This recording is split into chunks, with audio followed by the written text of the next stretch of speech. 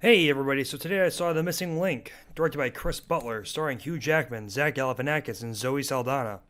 Once again, Laika Studios knocks an animated movie out of the park. They are the same production company, if you don't know, that was behind 2016 Kubo and the Two Strings, and they improve in every way on their stop motion animation capabilities.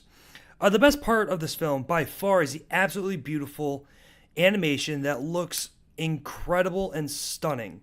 The characters are super stylized, and each of them have their own distinct look and style to them that hop off the screen. It does beautiful work with making everyone look realistic in certain situations they find themselves in, no matter what that may be. There are multiple scenes where characters get wet from rain or water. It looks incredibly real. The colorization of characters' skin, eyelids, things like that, red noses, look incredibly well done and look incredibly realistic.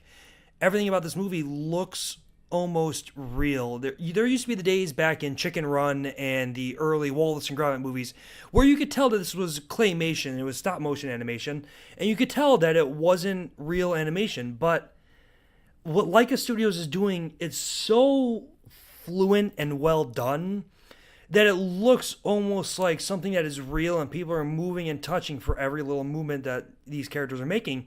Looks almost computer animated. There are a few scenes where they do make quick camera cuts where they obviously couldn't animate that or it wouldn't look as well done, where you can tell that it's a stop motion animated movie where they had to cut corners. I don't want to say cut corners in a bad way, but you just sometimes you couldn't get everything on screen that you want to. So you can tell in a few scenes the way it's cut and the way that it's edited that they had to do that for the medium that this movie's made in. I think the voice acting is very well done for the most part. Hugh Jackman and Zach Galifianakis, as well as the other side character voices by a few name recognizable actors and voice actors, are very well done in my opinion. But Zoe Saldana feels a little awkward in her role. She just, to me, doesn't fit well as a voice actor in an animated movie. I loved her in Avatar. I think she's great as Gamora in Guardians of the Galaxy. But for this movie, she just felt a little awkward and like she didn't belong. I think the writing, for the most part, is very witty and well done. It's surprisingly funny throughout the movie, and it does tell a decent story, but a few character beats don't mesh very well, in my opinion. And it feels like there are two different third act character splits like you see in every movie where the best friends yell at each other and they get mad and they have to go in their own separate corners for a while until they can figure out how to be friends again. It happens twice in this movie, in my opinion. It has that third act low point twice. At the end of the first act, going into the second act, and at the end of the second act, going into the third act, which feels a little jarring. The comedy, like I said, it's funny, but unfortunately, they do the same joke a few times within the same 2-3 minute span where it kind of loses its luster, that comedic effect of the joke. It gets lost due to the repetition. And to me, it got a little graining, a little annoying that they kept making the same joke. The first time it was funny and it got me, but they keep doing it and it gets a little nerve wracking.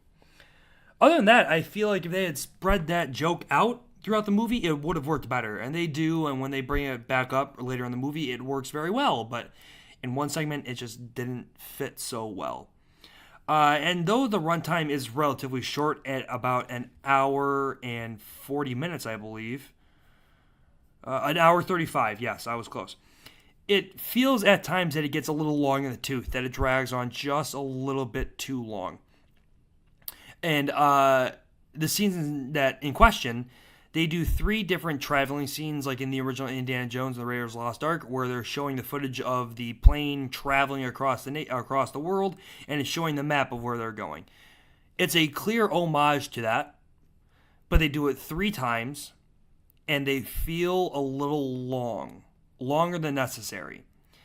And I think that's where some of the problem comes from for this movie. But overall, I had fun with this movie. I wish trailers hadn't shown most of the best comedic bits, in my opinion.